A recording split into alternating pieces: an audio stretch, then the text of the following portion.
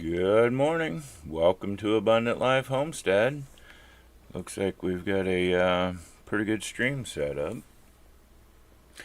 So appreciate you joining me this morning for my little bit of my quiet time. I do this 4 days a week, Monday through Thursday. My quiet time lasts from the time that Melinda and the boys leave for school till the time that I have to start taking care of Grandma. I actually get about an hour and a half to an hour and 20 minutes in my morning quiet time. A lot of that starts out with prayer. Spend some time sitting outside enjoying the sunrise, drinking some coffee. And then for the last half hour or so, I come in and sit down and share a morning Bible study with you all. And our morning Bible study comes from what our church calls the Connections Bible Study. It's a little booklet we get from our church, and it follows the Revised Common Lectionary, which is used by many churches and denominations, pastors and Christians around the world. And so the verses that we study in a week, even though not everybody studies them on the same time, and sometimes others are on different plans. There's actually 3 different plans. Each one lasts a year, and if you follow all 3 years, it takes you through the entire Bible. So although we're not always studying the exact same scriptures on the same day, during the week, the scriptures that we study, we know that millions of people around the world are studying those same scriptures within that week. And the intention of my morning Bible study is to have an off-the-cuff study where we take a look at the day's scriptures without studying beforehand, without trying to sound any smarter than I actually am, because I am just a fumbling hillbilly at times. But sorry, I still got a lot of sleep in my eyes. But we do take a look at this in the light of how do we understand it right here and right now. God's living word says that his word is a lamp unto our feet and a light unto our path. Our feet are right here, our path is right now. So how do we understand it right here, right now? What kind of connections does it make to our lives today? And that doesn't mean we don't go deep at all. I mean, sometimes things I've studied in the past come out in these off-the-cuff studies, but we really try to keep it simple, so that to show and to recognize that it's easy to understand God's word. It's not a big doesn't have to be a big complicated scholarly theological mess that only the brightest among us can understand. Anyone can open the Bible and see how it connects to your lives. But today's scripture looks like it's going to be a long one, so we should probably go ahead and jump into it. On Monday, we read a gospel passage. This week is going to be a little special because we are in Holy Week, the week from Palm Sunday, which was yesterday, through Resurrection Sunday or Easter Sunday, which is next week. So in preparing for Easter Sunday, I think this week is a lot of the talk is going to be what happened after the resurrection. And today we are reading John chapter 20, verses 1 through 18. Get my tablet open here.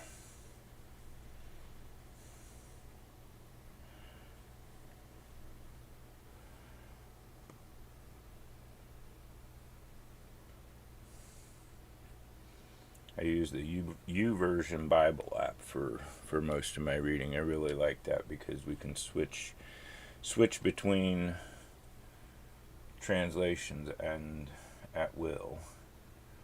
But we're going to John chapter 20, verses 1 through 18, and I'll be reading this from the Amplified Bible. I'm going to give it another minute before I start reading, let you catch up. And hoping Melinda gets on soon.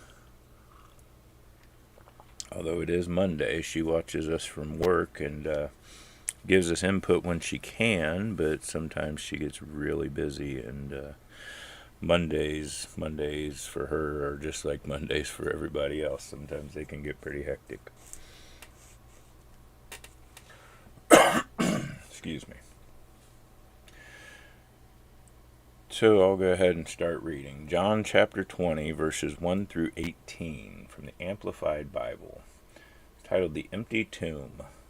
Now on the first day of the week, Mary Magdalene came to the tomb early while it was still dark, and saw the stone already removed from the groove across the entrance of the tomb.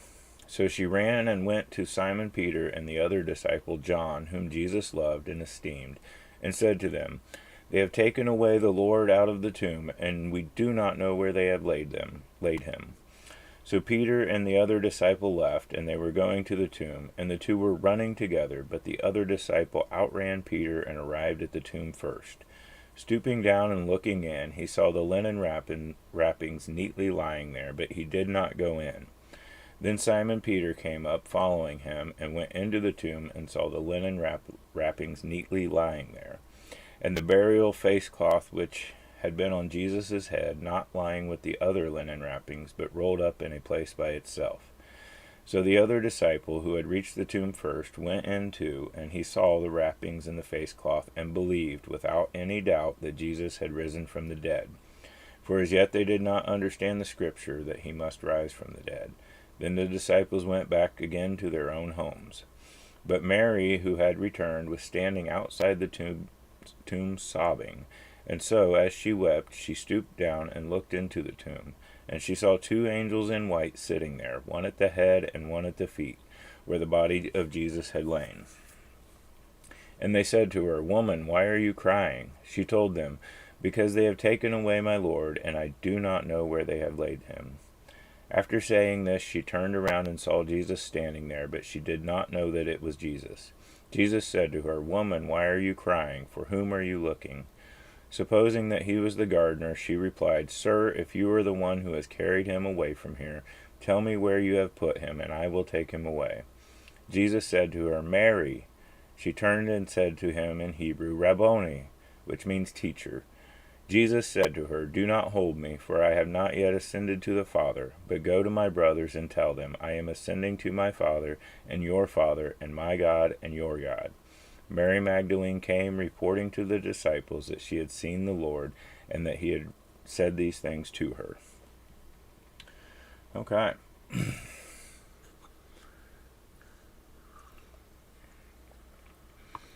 So we start back at the beginning here. On the first day of the week, Mary Magdalene came to the tomb early while it was still dark, and saw the stone already removed from the tomb. Other gospel accounts mention actually that there was 3 women going to the tomb that morning, and although it doesn't actually say, it's kind of speculated or understood that they were going to finish the burial proceedings. Jesus was killed. He died so close to the Sabbath that Joseph and Nicodemus had started the burial proceedings, had began wrapping him and using the many spices and oils that they put in these layers of linen cloths, but they may not have had time to finish before the Sabbath came. So immediately after the Sabbath, before daylight on the day after the Sabbath, these women were going to complete the burial process, to finish preparing the body. And that's kind of neither here nor there. They were going to the tomb, and the point is that they saw that the stone had been rolled away. So she didn't even. Yeah, it doesn't actually say that she even looked in the tomb. She just saw that it was rolled away, and she just knew at that moment that somebody had taken away the Lord. Let's see. Okay, I have a side note here, and it just says where Mary said that we do not know where they have laid him. That just indicates, as the other gospels say, it indicates that there was more than just Mary. It was the 3 women, but Mary is the focus of John's account here.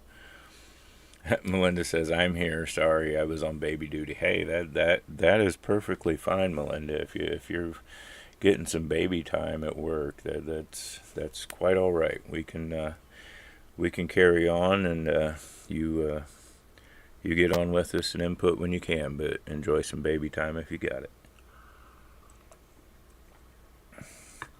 So she went to Simon Peter and the other disciple, John, whom Jesus loved, and said to him, "They have taken away the Lord out of the tomb, and we do not know where they have laid them." So Peter and the other disciple left, and they were going to the tomb. And the two were running together, but the other disciple outran Peter and arrived at the tomb first. This is kind of a funny little jab that John includes in his account here through pretty much the entire book of John.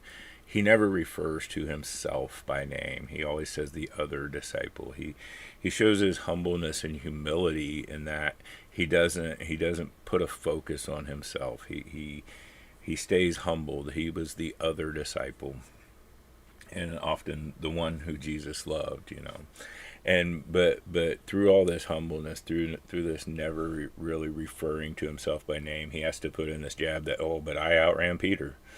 I'm not going to mention my own name, but I outran Peter. The two were running together. The other disciple outran Peter and arrived at the tomb first. Got a side note here for 5. Stooping down and looking in, he saw the linen. Removing the burial wrappings and spices from a dead, decaying body would have been not only extremely difficult, if not impossible, but overwhelmingly nauseating. If a tomb robber had even attempted such a thing, the tomb would have been left in shambles. It would make no sense for a tomb robber to remove a dead body from the wrappings before stealing it. So he saw the wrappings neatly lying there. That's something that. Melinda said she wasn't a fan. She just wanted her mom. So you didn't get much baby time. I'm sorry. But so John looks in. He sees the burial wrappings neatly laying there. If we understand that the linen wrappings almost wrapping like a mummy or making a cocoon around the body. There's all this linen. There's also aloe and spices and oil that are poured in on and between these layers. So for John to look in and see that the wrappings were neatly laying there, he immediately starts to realize that this was not the work of human hands. If somebody had came in and taken the body, for one, there'd be no reason to leave the wrappings lay there. But for two, if they had taken the wrappings off, it would have been messy.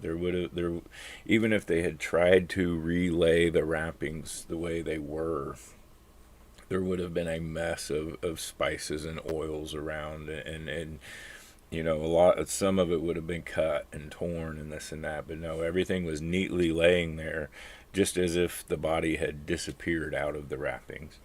So John immediately, as he sees this, he starts to realize, hey, this is not something that was done by human hands.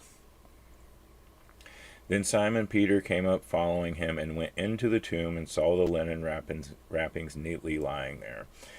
So this is something that quite characteristic of Peter. We talk about Peter often. He was the impulsive one of the disciples. He was the one who really had no filter. He said and did without thinking. So John makes note of the fact that Peter does this impulsive thing and just runs right into the tomb, while John stood there, contemplated, trying to think about the next move, trying to think about what's going on, and the impulsive Peter just blows right by him and right into the tomb. The burial face cloth, which had been on Jesus' head, not lying with the other linen wrappings, but rolled up in a place by itself. Got a side note on that one. It's probably going to be about the Shroud of Turin. The word used here, sudarian, is taken from the Latin sudarium, where it refers to a linen handkerchief or large linen napkin. This suggests something of the dimensions of the cloth, which was probably a new, unused piece of material. Face cloth, which had been on Jesus' head, not lying with the other linen wrappings, but Jesus either caused the tight linen wrappings to fall from his body miraculously, or his resurrected body miraculously passed through the linen wrappings, leaving them just as they were, where he was lying, except for the face cloth. Unlike Lazarus, who emerged from the tomb and had to be released from the wrappings, In either case, the grave wrappings would collapse on themselves on the flat surface of the slab where his body had been placed. The text also indicates that Jesus may have removed the face cloth himself once his hands were free and neatly placed it apart from the other wrappings, rolled up in a place by itself. So he makes note of it, and that actually brings up a couple of good points. For one, when Jesus resurrected Lazarus came out and had to be cut out of his wrappings. They had to be torn off of him or taken off of him.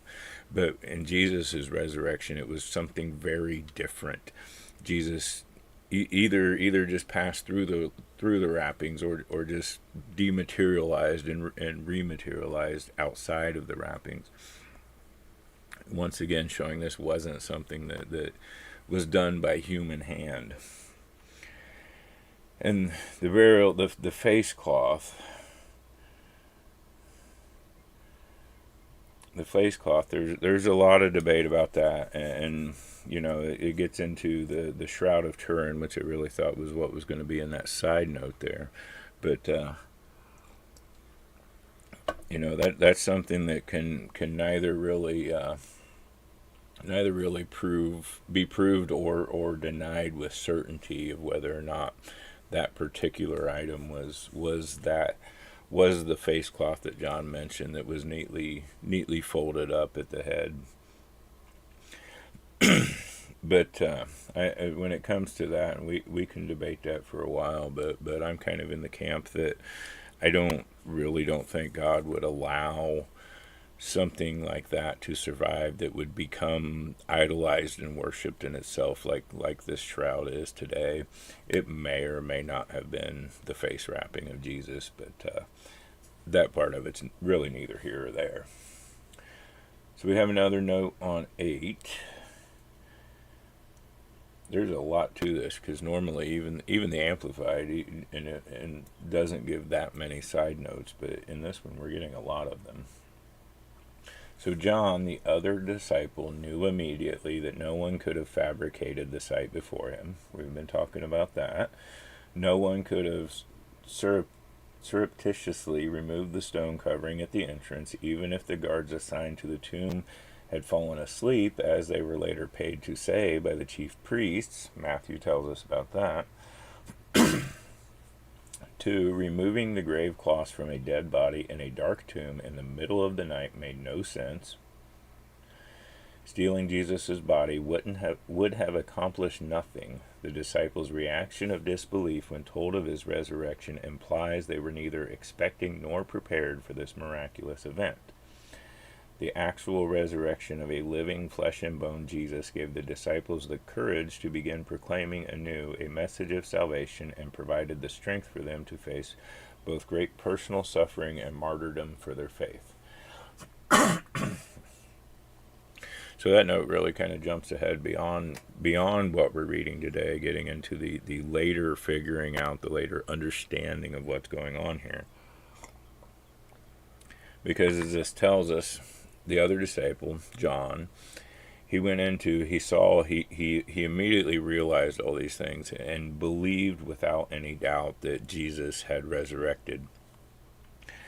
But he didn't understand why. He didn't understand what was going on. John and Peter are realizing this body has disappeared in a manner that could not have been done by human hands. And even though Jesus had told them of the resurrection in the past, much like as is characteristic for the disciples, they didn't really understand it. They didn't realize. They didn't fully know what and why this was happening, because they didn't yet know the fulfillment of it. They didn't yet see the fulfillment of it. They didn't know the scripture yet the way we do.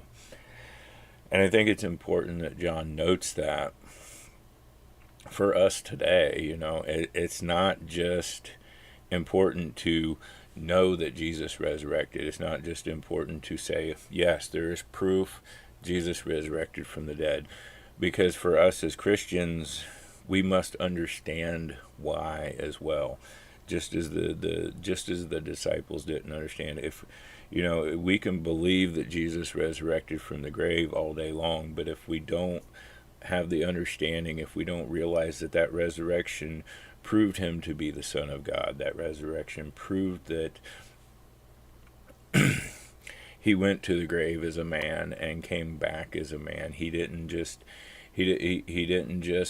die on a cross as the Son of God. He was murdered. He was crucified for our sins. The resurrection proves that everything that he had said was true.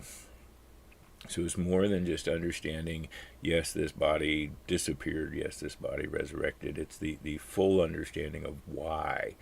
Why did this happen? Why did Jesus resurrect from the dead? What does that mean for us? So they didn't yet understand that, and they would, and like the side note said, that brought them courage in the future, to once they fully understood what the resurrection meant.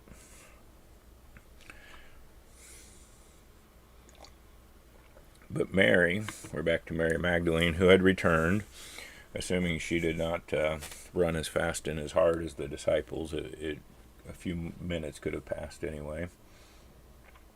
She was standing outside the tomb sobbing, and so as she wept, she stooped down and looked into the tomb.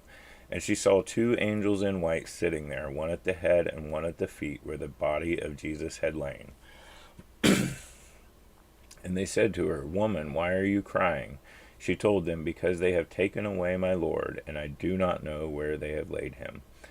So this kind of shows us the condition that Mary was in. She was in shock. It doesn't say that she was even surprised to see the angels, or that she even recognized that these were angels. And she wasn't upset with these people that were in the tomb. She wasn't even blaming them. She's so focused and upset on the fact that Jesus's body was no longer there, and that someone had taken them.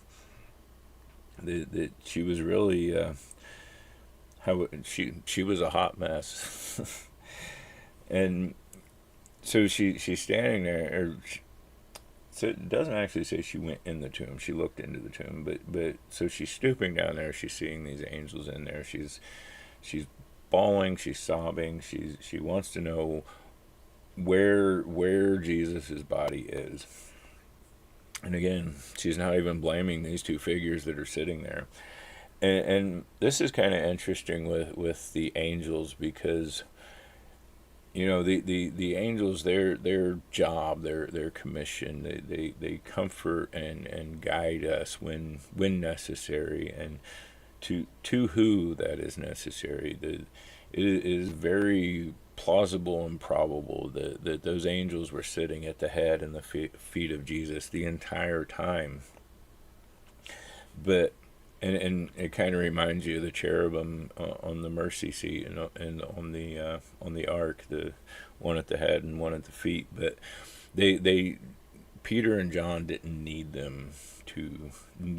angels to realize what was going on. They didn't need the angels to comfort and guide them the way Mary did.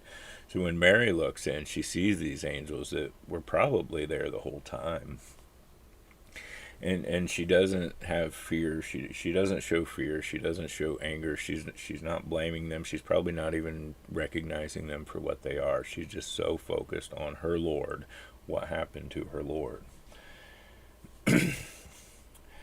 After saying this, she turned around and saw Jesus standing there, but she did not know that it was Jesus.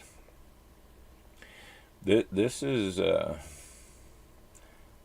another one of those interesting things. I think that it causes some confusion. It causes a lot of debate as well. I kind of look at the condition that Mary was in at the moment, with her grief, with her sobbing, and we don't know what caused her to turn and see that somebody was behind her. Maybe the angels looked up, and when Jesus walked up behind her, maybe she heard him, whatever. And there's a lot of debate on whether Jesus hid his figure from her, like he changed himself enough that she wouldn't recognize him, and this and that.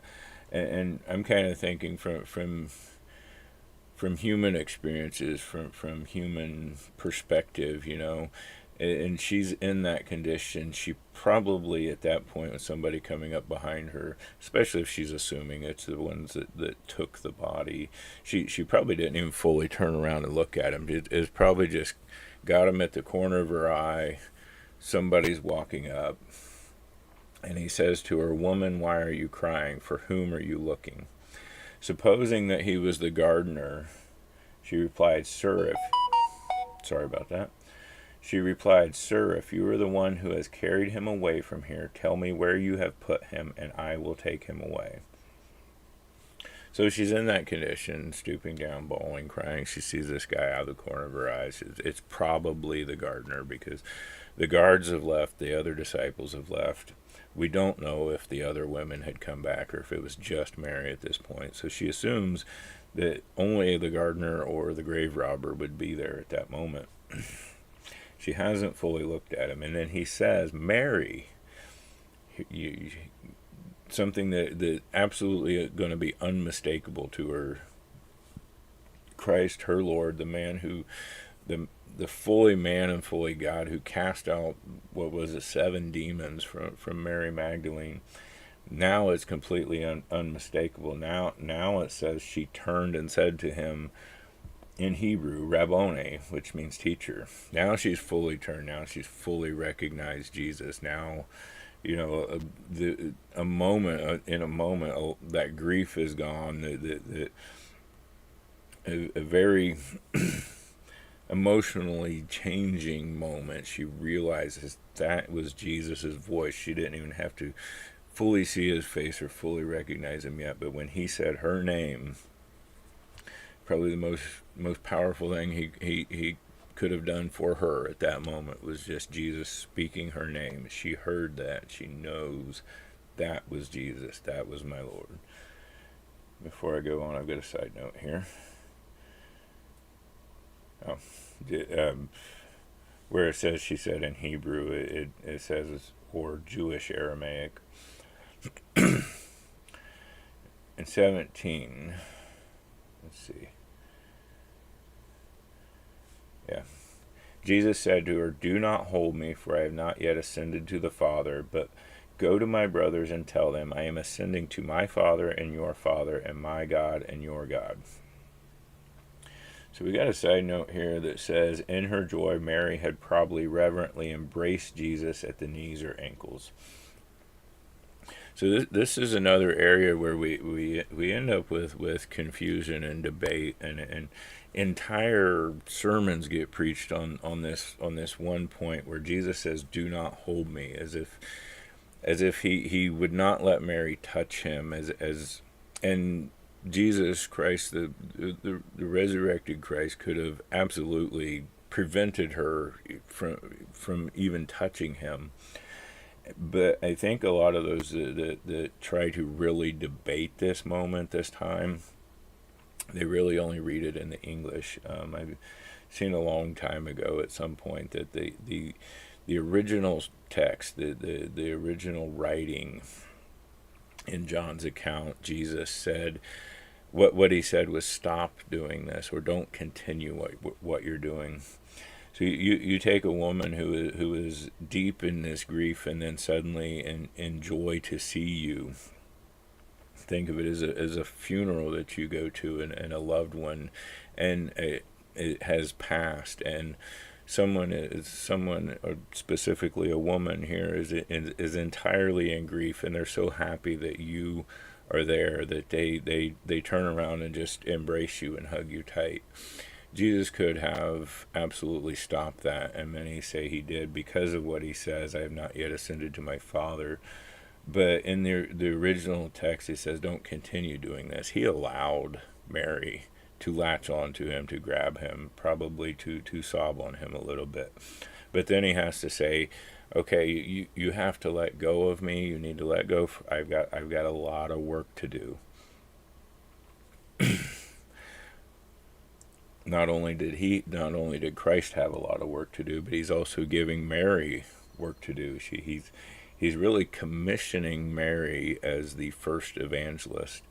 Imagine that. We live in a world where people still have a problem with female ministers, and this is something that Melinda goes through. Melinda that is with us right now. She's a female minister, but it's kind of funny because in many ways, Jesus commissions the first evangelist as a woman. He's telling a woman, go tell the disciples this wonderful news. And when Jesus is talking to her, this is another one of those interesting points. This is the first time that Jesus refers to the disciples as his brethren. He calls them his servants. Uses other phrases for the disciples throughout his life up until his death. But once he has died and resurrected, once the work is completed, he calls them his brethren. Once they realize what is going on, once they not just know about the resurrection, once they understand the resurrection, they've come closer to him, closer to this point, just as we do. Once we really know and understand, we begin this closeness with Jesus that makes us his brethren, not just servants, not just people who know about him, but his brethren, closer to being equal with them. But not quite, because he still says, I'm ascending to my Father and your Father, to my God and your God. So he's still keeping this separation, this absolute holiness between his relationship with God and our relationship with God, keeping a reminder that our relationship with God, our salvation with God, is to go through him, because he still has this separation, he still has this holiness above him, and is still between us and God. Melinda says, interestingly enough, the woman did not doubt, but believed without question. The men were even more doubtful. Yes, absolutely. And thank you, Melinda, because speaking of her believing without doubt, I go back to the fact that she embraced him. And we know that she embraced him because he said, don't continue doing this. You have to let go of me now. The fact that she embraced him, we are right after the resurrection. It shows that Jesus was not just a spirit, an apparition. It wasn't that his body disappeared and he became a ghost. She had something to hold on to. There was this, that Jesus resurrected as a tangible, full human body. So she did not doubt. She had no doubt whatsoever at that point. Once she grabbed onto him, she could believe without question that this man who had preached to her, who had cast out demons, this man that she loved as Lord and she saw die on a cross, did not truly die in the sense that we died, but he did, but he resurrected. And she wasn't privy to all the conversations that he had with the disciples. She probably still was in some kind of in some confusion about this, because he never really had mentioned his resurrection to Mary Magdalene the way he did the disciples. The disciples should have seen it. They should have realized exactly what was going on. They still had some doubts and thoughts about it, but Mary, no.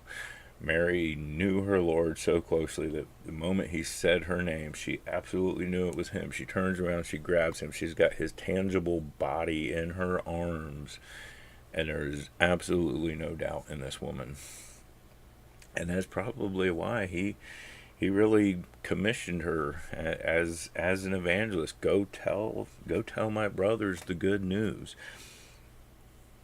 It's funny that more than once the faith of the women, it really outshines the doubtfulness of the men in these accounts. Though we still even today kind of suppress and push aside the women in our society and in our faith even. But I really don't want to get into a deep conversation on that. Not much more than I have, because we're running out of time.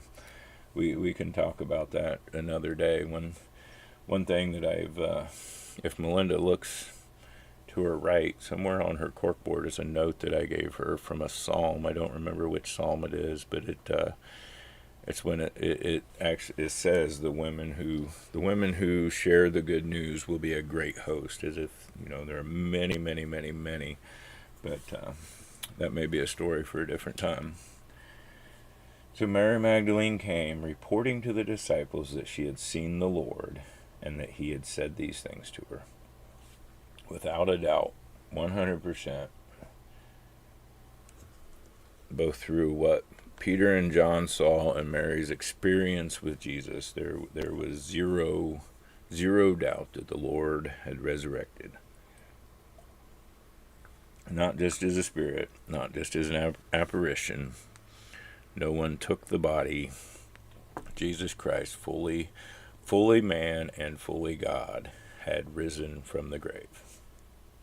And at least with these people, these who experienced here, there was no doubt with Mary. I don't know how much John doubted afterwards, but I know it really took Jesus appearing to the disciples again before they began to fully understand, before they knew of the resurrection. But it's not until later, and we'll probably, I don't know if we'll get into that this week or not, but we'll probably talk more about that later appearance later this week. But I want to go back. Well, I've got a couple of minutes.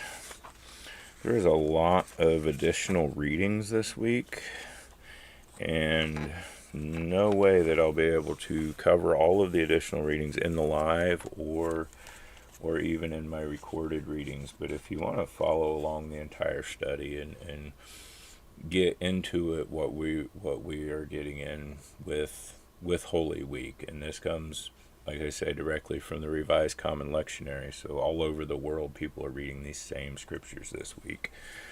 This week's additional readings for just today is John chapter 12, verses 1 through 11, Hebrews chapter 9, verses 11 through 15, Isaiah chapter 42, verses 1 through 9, and Psalm 36, verses 5 through 11.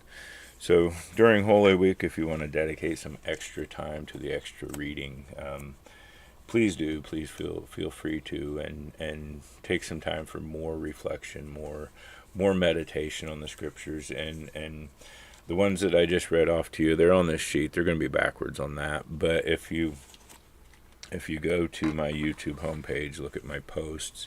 I put it in a post last night for today's additional readings, and then tonight I'll make another post for tomorrow's additional readings. But I'm going to read through these today.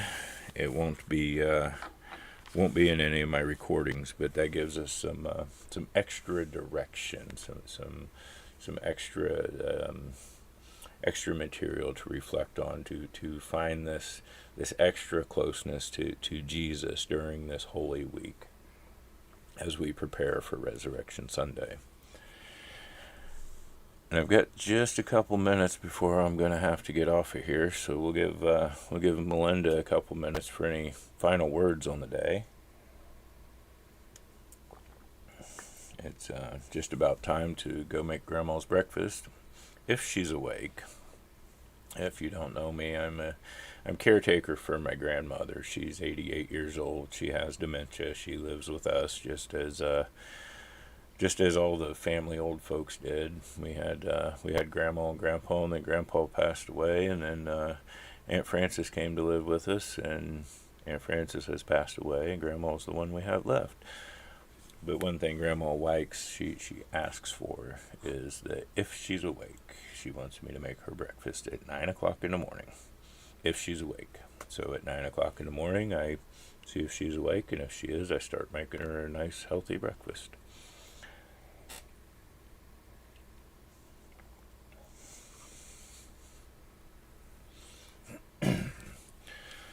So we'll give you another minute here, Melinda. I know there's a long delay between what I say and what you see. But we'll see if you have any final words for today. But otherwise, we will be back in here tomorrow. Let me flip back to Tuesday's reading. Tomorrow, Tuesday. On Tuesdays, we read a New Testament passage. I'm reading this upside down. I better not do that. Tomorrow we will read 1 Corinthians chapter 15, verses 19 through 26. That is what we will study during the live stream. Excuse me. And if you want to see the extra readings, the additional readings for the day, sorry about that. If you want to see the additional readings for Tuesday, here shortly, I'll have them in a post, in a community post on my YouTube page. But otherwise, until then, I thank you for joining. Keep on nourishing your dreams, cultivating your passions, embracing the beauty of God's creation. I hope you have a wonderful and blessed day. We will see you tomorrow.